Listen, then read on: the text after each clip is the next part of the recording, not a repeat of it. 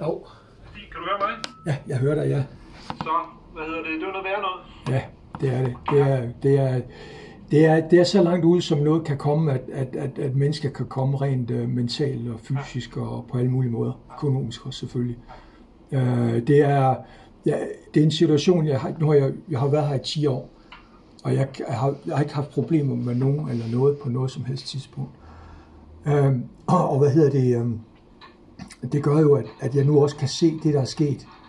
Det følger jo lidt, det bliver en uløselig situation, fordi retten kan ikke hjælpe mig. Det eskalerer bare. Nu er vi kommet til første. Jeg har ikke fået de informationer, jeg skulle have vedrørende appelsager fra min advokat. Så det eskalerer. Immigrationen det samme. Det eskalerer. Det hele er jo fuldstændig ude af mine hænder. Og jeg ved, at de to kommer ikke til at blive enige omkring tingene. Og det vil sige, at jeg kommer til at sidde i fængsel, hvor det er, at jeg er en bold mellem de to, og det vil aldrig blive løst. Det vil sige, at der går år, hvor jeg sidder og rådner op derinde. Jeg var derinde i 2 dage, hvor jeg sad i fængsel med boldet jern omkring mine ankler, og med kæder imellem, med en brækket spind, hvor jeg sov sammen med 6 andre på betongulvet, med et hul i jorden, i 2 dage. Og jeg er en stolt mand, som jeg har været tidligere. Altid overholde mine ting. Jeg har altid været ærlig. Og det er også på nuværende tidspunkt. Og derfor nu er det slut. Jeg har forsøgt at hjælpe andre. Jeg har sågar hjælpe os. Undskyld.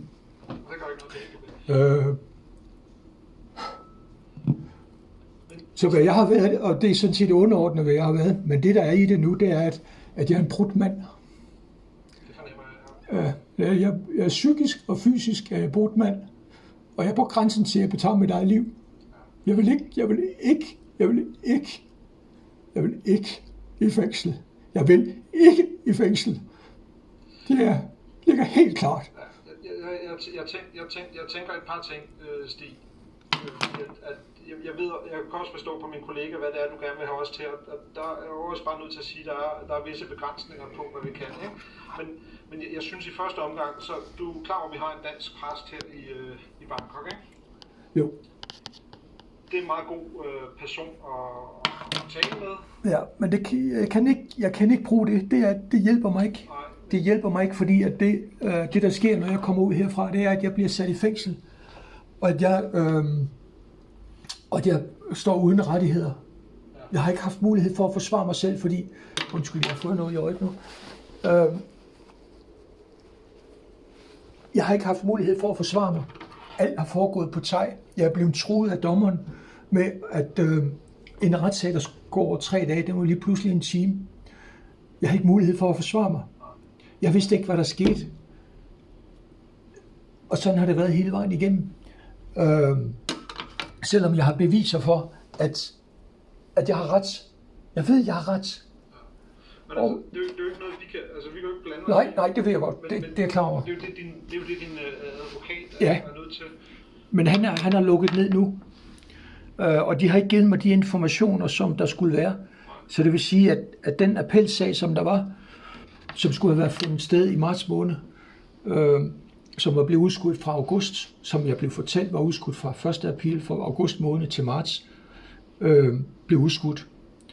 Og det fik jeg at vide under et møde med dem, hvor der var for første gang i hele sagsforløbet, sad der en af hans kammerat, som kunne engelsk. Og han oversatte og fortalte mig, at det var sådan, at jeg gentog mine spørgsmål, og jeg sagde, er det korrekt sådan, at det er så, at vi skal møde op til marts måned? Ja, I skal møde op i Phuket til 1. april. Og I skal ikke komme med nogle penge, 120.000 baht. I skal komme som I er, og det er det. Så fik jeg så at vide her for nylig, at sagen, 1. april var allerede afgjort. Det var tabt. Og det har jeg ikke fået noget at vide om. Og jeg har forsøgt at rykke advokaten for, hvad sker der i vores appelsager? Hvad sker der? Og jeg har siddet ude på landet, jeg har ikke haft mulighed at komme derfra. Jeg har ingen penge til at gøre noget som helst. Jeg har levet for 2.000 baht og passet min datter i den tid fra februar måned af for 2.000 baht.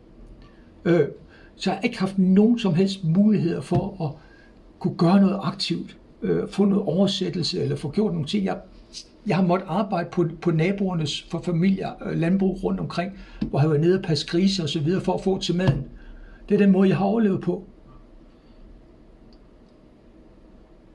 Men jamen, det forstår jeg. Og hvad, i forhold til din advokat, er det en, du selv har skaffet dig, eller er det en, du har fået beskikket? Det er en, jeg selv har skaffet. Det er du selv. Ja, men når han ikke leverer, har du så ikke overvejet at skifte ham? Jo, jeg havde overvejet at skifte, men jeg kunne ikke skifte ham, fordi vi kunne ikke betale ham. Så vi startede med at betale ham 70.000 baht. Så var der ikke flere penge. Så er det jo klart, at han ikke laver noget, kan man sige. Ja, så det vil sige, at lige pludselig så er det, vi var bundet til ham. For han var den eneste, der havde. Jeg kunne ikke gå ud og finde en ny advokat. Jeg forsøgte at finde nye advokater, men der var ikke nogen, der ville tage den. Fordi han for det første havde sagen, for det andet så har han jo heller ikke betalt. Men han aftalt så at kunne fortsætte sagen. Men det vil sige, det har været... Ja.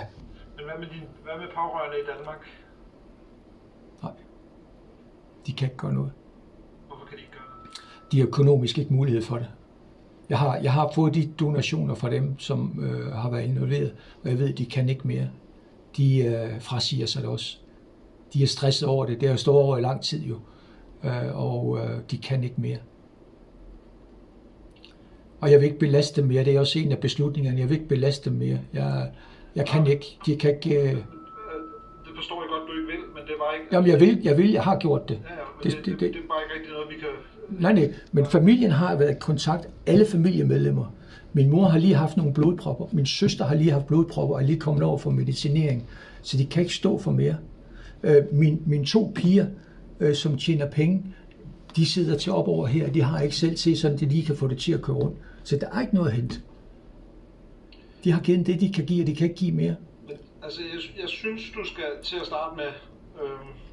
Jeg kan ikke. Jeg må sige, I må løse det for mig herinde. Jeg bliver her. Så må I kalde på politiet, eller hvad I vil, og tage mig ud herfra og smide mig ud. Fordi det er det, der sker. Det er det. Det er virkelig. Jeg er ked af at sige det, men jeg kan ikke. Jeg kan ikke mere. Jeg kan ikke mere. Det kan ikke blive værre, end det er. Og sådan er det. Jeg søger om tilflugt herinde. Jeg søger om beskyttelse. Jeg søger om at få mine rettigheder. Et minimum af rettigheder. Det er det, jeg søger om. På den danske stat. Jeg er dansk statsborger. Selvom jeg har mistet mit pas, og mit pas ikke er der længere, og jeg står uden noget som helst i ingenmandsland, så er det, jeg søger hjælp fra den danske stat, hvor jeg er trods alt stadigvæk dansker. Under normale omstændigheder har et dansk pas. Men der er visse ting, staten tager sig af, og så er der noget, den ikke tager sig af. Hvad hedder det? Og hvad med forsikring? Det har du heller ikke gået ud fra? Nej. Jeg havde en forsikring på min nakke, og op til covid, der skulle jeg have en operation for 1 million. Ja, du har ikke tegnet en forsikring, hvor man har noget retshjælp og sådan noget? Nej, for jeg har mistet alt. Jeg har ikke haft råd til at betale mine forsikringer. Jeg har ikke råd til at betale min forsikring for min nakke med operation, hvor jeg har mistet min spines i ryggen og i nakken. Jeg har ikke råd til at betale for forsikringer, som skulle beskytte mig mod noget. Jeg har intet. Men det jeg har, det er sådan, som jeg står her. Godt. Det har jeg forstået. Nu får du lige kontaktoplysningerne på præsten, så synes jeg, hvis du alligevel sidder her, kan du lige så godt ringe og snakke med hende. Ja. Og så snakker vi lige sammen herinde og finder ud af. Altså, jeg kommer ikke til at ringe efter politiet for at smide dig ud, men jeg er også bare bange for at sige, at jeg kommer ikke til at